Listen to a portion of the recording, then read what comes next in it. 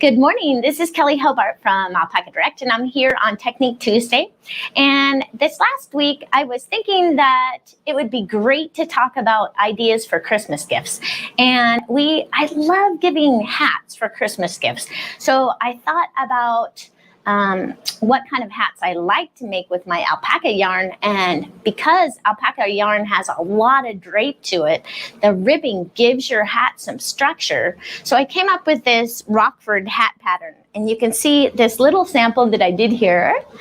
And what I was specifically wanting to talk about today was how to incorporate our crown decreases into the ribbing so that your decreases for your crown have ribbing that goes all the way up to the top of your hat. So it looks even more beautiful than it might if you just stop the ribbing and did it in stockinette stitch. So I wanted to talk about that in just a few minutes here. Now, this right here was a sample that I did, and I incorporated the ribbing all the way up. This hat has not been blocked yet, and I will have the pattern ready for you very soon so that you can make this too. And the pattern calls for either two little balls of the Bravo Petites or one larger skein of our regular Bravo yarn, which is 100% baby alpaca made in Peru. And this is going to be the prize for today. So every week we give away a prize, and you can enter to win, and all you have to do is post comments in the comment section. Maybe you can let us know what you're knitting or crocheting, and we can get some ideas from you, and we can possibly get new Technique Tuesday ideas. That would be awesome. But this baby alpaca yarn is going to be your prize for this week. So what you need to do is let us know which color you think the winner might like best. And this dark color called anthracite. And then we have light gray and dark gray. So you choose, and we can send it out to our winner for this next week. And those are both natural, remember? There's no dye. No dyes in them at all. And it's super soft baby alpaca yarn. And for those of you out there that aren't familiar with alpaca yarns, it's a hollow core fiber which traps the heat on the inside of the fiber itself and keeps you nice and warm during the winter. It's one of the warmest fibers in the world. I love it. It's totally awesome because I'm always cold.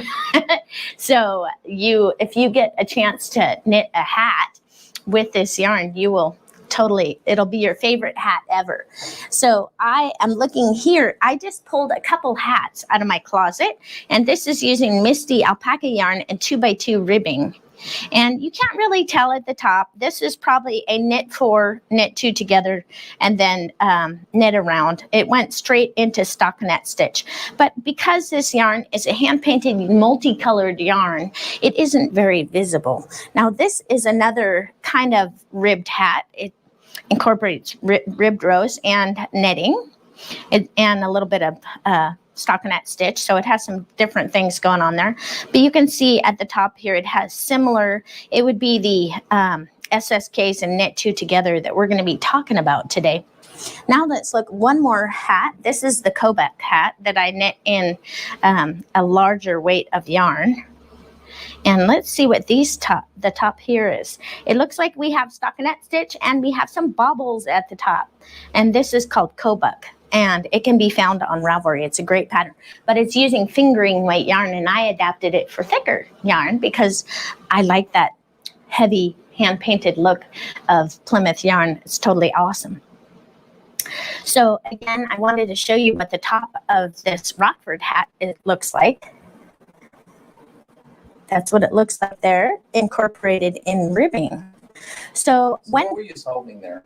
Well, what I was trying to do is I had ribbing. So this is knit 1, purl 1, and then it goes into purl 1, knit 1, and then knit 1, purl 1, and then purl 1, knit 1. So up in here, I'm doing my decreases while I'm maintaining that 8 rows of either knit 1, purl 1, or purl 1, knit 1, depending on what I'm working on. And that's what gives that lovely little pearl bumps all along here. It gives a little bit of texture to your ribbing so that your hat has the nice bounciness of 1x1 ribbing, but it has some visual little bit of texture to it. So it's totally awesome. I really, really like that. Now, when I knit this hat, I started out by using my larger needles to cast on. So I cast on with my larger needles and then knit right off of it onto smaller needles so that I have a nice stretchy. Here's an example of how stretchy that is for my brim of my hat. So it's not tight around your head. And then, I went ahead with my smaller needle and knit right off of it. And I have my nice stretchy brim that's not too stretchy, so it holds on your head. Because remember, alpaca doesn't have a lot of structure to it. It's very drapey. So if you don't use some sort of ribbing or something like that, the alpaca hats can stretch out. But I wanted to show you these different slip knits. I'm going to come around here real quick. So on here, do you see on here? These are the knit two togethers. They look pretty even. But see over in here where these SSKs get a little wonky. And I thought when I was doing it, I did notice one thing that made a difference. And it was that after I completed the slip knit, if I just tightened it up a little bit, it made it look better in the row. So here I have knit a flat sample just so we can go over the two different ways to do the SSK, and I'm going to show you how I maintained this row of knit stitches. And you can do that anytime that you're doing ribbing, whether you're going to do the 8 rows of knit 1, purl 1 and 8 rows of purl 1, knit 1, or you're just going to do a plain ribbed hat. This will make your hat look better at the top. So, and you can also utilize it when you're doing sweaters. Say you're doing bottom up sweaters and you have to do decreases for your raglan on the sleeves. You could do that.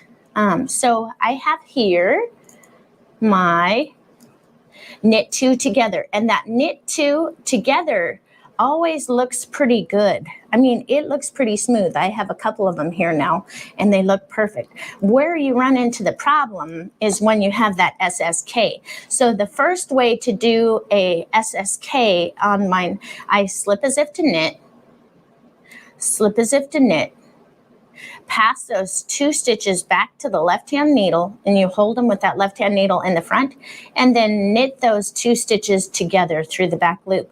Now, I found if at this point, if I just snug it up a little bit, it straightens everything out a little bit. But you can see here how it's still jogging to the left just a little bit.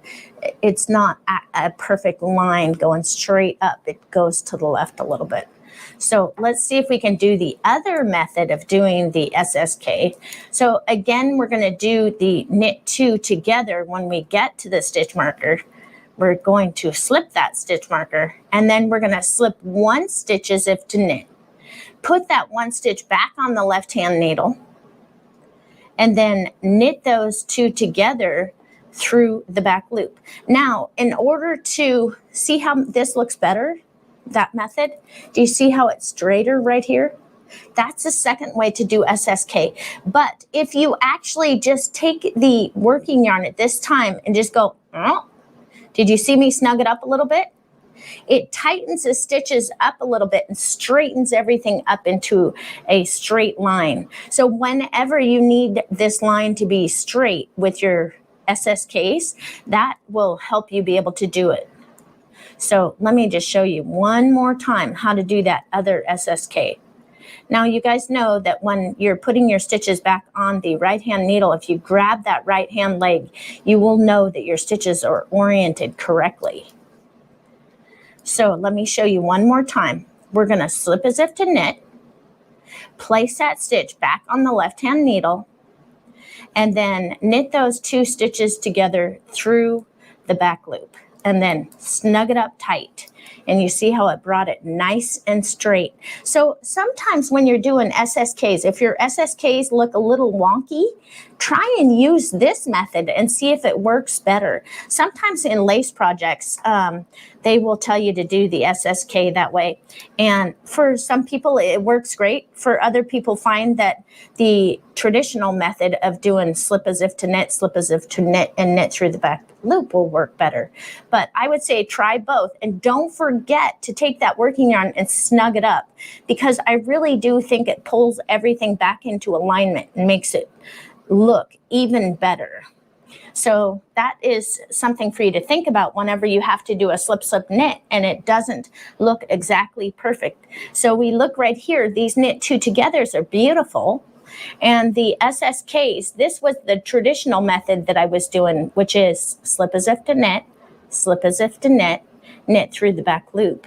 And you could see just how it jogs a little bit to the left and a little bit to the right and a little bit to the left, a little bit to the right. And this is blocked. I mean, I could block it again and maybe pull it out, stretch it a little bit, but it's never going to look exactly perfectly.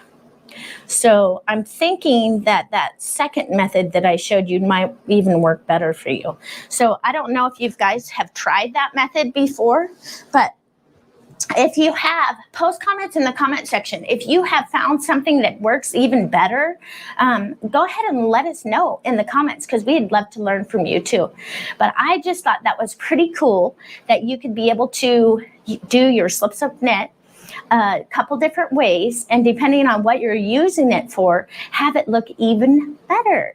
So we're always striving to learn how to do something a little bit better, a little bit easier, and have our projects look even better. So I thought that was pretty cool for this week. Now, we talked about the contest, where they're from and stuff. yes. Also our VIP group, right, Jim? Oh, yeah. So on alpacadirect.com, we have a VIP group at the bottom, right? Or do you have to do it on Facebook? It's on Facebook. It's on Facebook. Sorry, I'm not always great with the phone or the computers. I don't mess with those things a lot. I'm too busy doing other stuff. Yes, like knitting or up and running around, making sure our house stays in order and our animals are all taken care of and all that. So it's pretty cool. But I leave that to Jim because he's very good at that. And then when I get messed up on the computer or I have a problem, I just go, honey. Yeah. So it really does pay to have a loved one that is so good at the computer that can help me out. Ask them if they like the camera better. We got a new camera. Oh, yes. Do you guys like the camera better? We have a new setup and we're trying to make our picture even clearer and the volume, the voice even clearer as we're going along so that you can have a better and better experience. So please thumbs up if you like that, or let us know how we can change things to make it better as we're going along. But this pattern, the Rockford hat, I'm going to be releasing in a day or so. And oh, I wanted to ask you, which set of decreases? This has a set of 4, do you see how there's 4 lines? 1, 2, 3, 4 sets of decreases, or I could have it more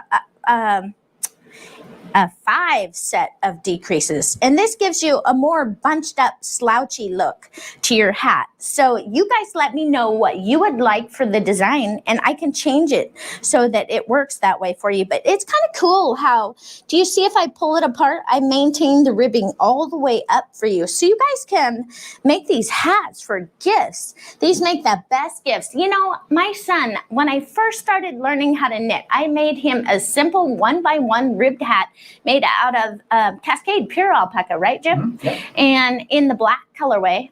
I was brave because I was a newer knitter.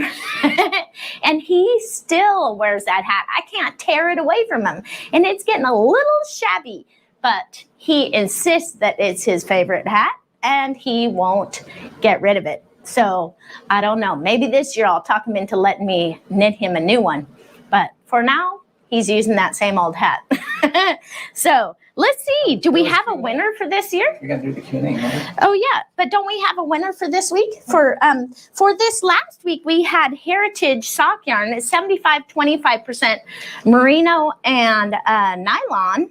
And this is a beautiful sock yarn. Which one was the winner? Do you know? It was burgundy, but they liked them both. It was pretty close. The burgundy colorway, that's nice.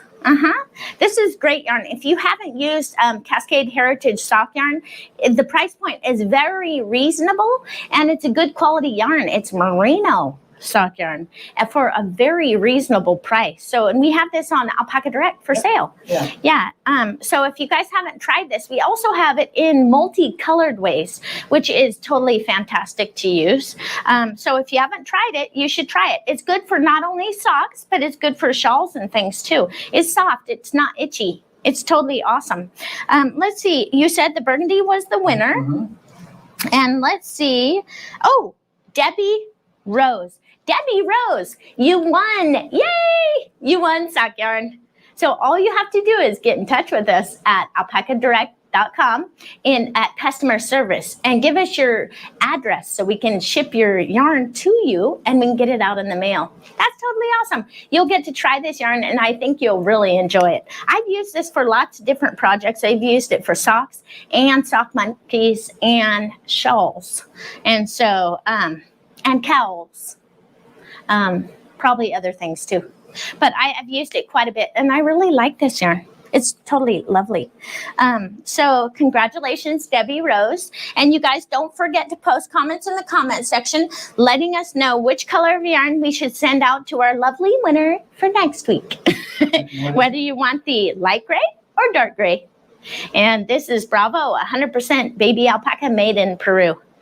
Totally awesome yarn, and it makes the best hats ever. I just love alpaca fur hats. It's totally awesome. And so now we have our questions and answers. So the questions for two of the questions for this last week were, what ribbing do you prefer for your sock cuffs? So it kind of depends on what the content of the fiber of socks that I'm knitting, but anything with alpaca, I like 1x1 ribbing because 1x1 ribbing is the stretchiest stitch that you can have. So doing 1x1 ribbing for cuffs of socks is totally fantastic. Now, if you were knitting a pair of socks and maybe you were barely had enough stitches and it was going to be tight on your leg, maybe I would change it to knit 3 purl 1. That's less stretchy and it would be more relaxed fit. So it kind of depends on the situation and what you're looking for in your finished product. But of course, the 1x1 ribbing is the most stretchy, and then it goes 2x2 is the next, and so on and so forth. So it kind of depends on what you're doing it for. Then the next question was, what is your favorite sock heel? For beginning knitters, I do like the short row heel for beginning knitters. It gives them the idea of how to do a heel without having to do a heel flap and a gusset and picking up stitches. That's a little more complicated of a skill. Although some people who are using stitch markers and really understand what a stitch marker is and how it can help them can get away with doing the heel flap and gusset and do very well with it. It kind of depends on the person. Also, when you're doing your first set of socks, I think the most important part is to get rid of the pattern on the sock. Just do stockinette stitch and focus on knitting, doing the toe increases and then or toe decreases, depending if you're doing the top cuff down or toe up. And then making sure that you just do as few new skills at a time. So you're following that 3-2-1 rule. So anyway, but I think that covers that. And then I just wanted to make sure you know, knitting ribbed hats for gifts for Christmas are always a hit. So if you haven't knit your family members baby alpaca hats, you might want to try it. because I'm telling you, it's very light on your head. You barely even know you're wearing the hat, right, Jim? Mhm. And then it keeps your head super, super warm. So whether you're doing a little tiny pocket slouch or, just a very minimal hat or a big thick hat out of alpaca, your family members will love it. I know mine do. And then don't forget to try different ways of doing the SSK, those 2 different ways. It depends on what project you're doing. Sometimes enlace, the second method that I talked about, which was slip as if to knit, and then place the stitch back on the left-hand needle. Sometimes that method works better, and it looks even better. So we always like making our projects look beautiful. And for this next week, I think that I am going to be talking about this holiday slipover by Petite Knits. And it's getting ready for the winter. And this is a cute little slipover. And even though it says by Petite Knits, this has a multitude of sizes all the way to 5XL. So you don't necessarily have to be a tiny little person to be able to knit this project, because there's a lot of size options in there for you. So yeah, that's the name of her patterns, or Petite Knit. But I've seen a lot of different people wear this and have it look beautiful. So I wanted to talk about this next week. So I hope that you guys have a great week, and don't forget to vote on which color we're going to be giving away for our Bravo yarn, in the dark gray or the light gray. And then we can get that out to our customers winner for next week. So you guys have a great week, and I'll see you next Tuesday.